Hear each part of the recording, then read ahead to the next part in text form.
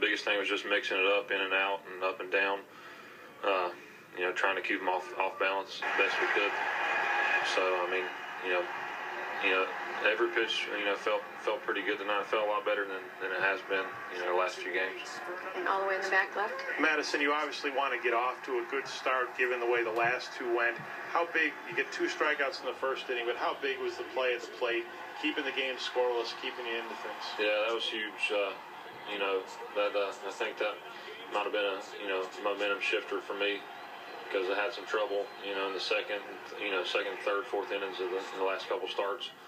And defense bailed me out there, and it was a huge play.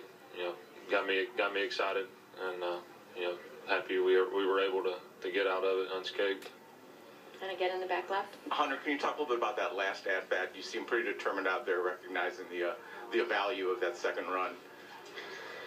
Well, I mean, we were pretty determined every at bat, but tonight's game really was, we executed, we played good consistent baseball, and we pitched well. And when you're given that opportunity, to execute, to drive in a run, obviously Dotel, he's been pretty hard on me. He's got some funky action and some good movement and location.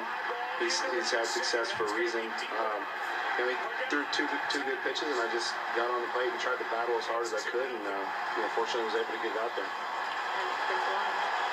Madison, you were one of the very first ones this spring training to say quite adamantly that you didn't care if you lost 3 or 4 runs during the season by Posey not blocking the plate.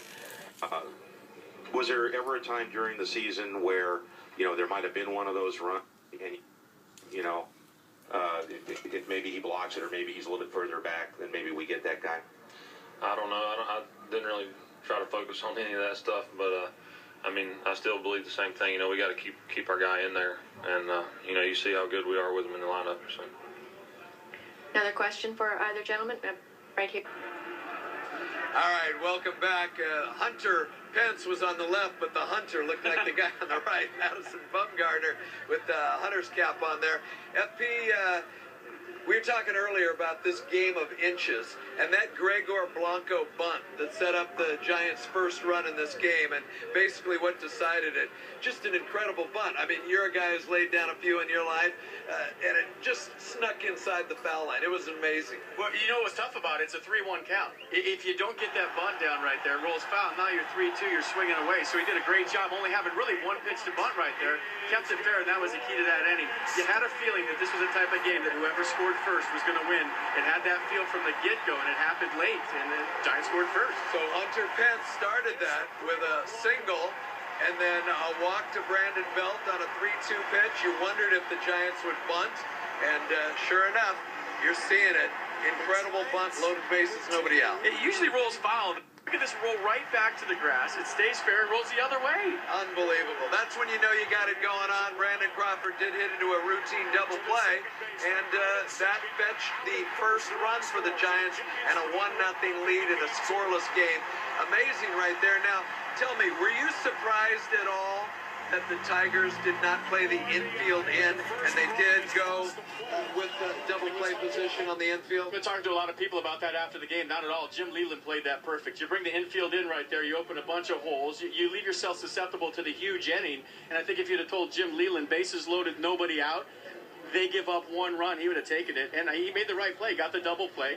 You got to score to win, so you give up a run. He thinks his team's offensive, they're going to score. He played it perfect. All right, and one of the stories about this San Francisco Giant team of 2012 is how they fought off adversity time and time again, and their first bump in the road came very early in the season when it was announced that Brian Wilson would need surgery, Tommy John surgery. So he's out. They kind of rotated around as far as a closer. Finally, Sergio Romo has claimed it. No uncertain terms. It belongs to him. And he had a routine 9th inning.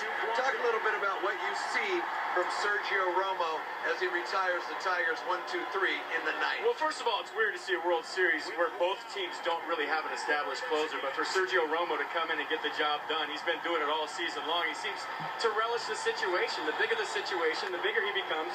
That disappearing slider right there is one of the best sliders I've seen him throw, and he's just on top of his game. And you can tell when a guy's enjoying the moment, living in the now, he's looking around at the crowd. He's taking it all in.